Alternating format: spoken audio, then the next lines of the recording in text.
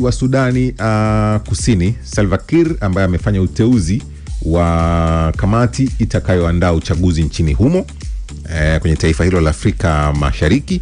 Lakini miongoni mwa taarifa kubwa kwenye hiyo uteuzi, amemteua ndugu mmoja anaitwa Stewart Sorobia Budia ambaye ni mwanasiasa wa zamani wa upinzani ambaye alikwisha fariki. Alikisha check amemteua marehemu Sorobia Budia Stewart ambaye alikwisha fariki muda mrefu. Na kuna mkeka yupo. Kwenye mkeka yupo. Sasa Salva Kiir amekiri kwamba kulitokea kosa kwenye uteuzi na anasema walipitiwa. Walikuwa hawajui kama huyu bwana alishafariki.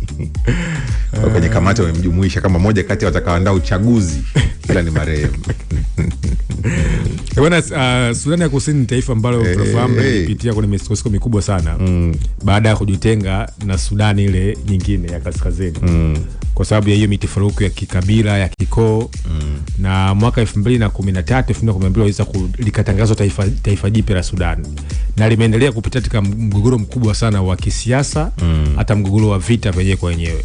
Kwa hiyo Salva Kiir vile anaingia kwenye vichwa vya habari. Unakumbuka kwa mfano kuna moja ya mkutano ambao alihudhuria kwa picha ya rais ambacho alichukua anakifanya pale, zile picha kwa kweli zilipelekea sitofahamu kubwa. Hata mpiga picha ambaye alikuwa achukua tukio aliweza kukamatwa, hata kufungwa mashtaka, kwa sababu wale umeweza kutoa footage za rais ambazo zinamuonyesha kama kumdhalilisha.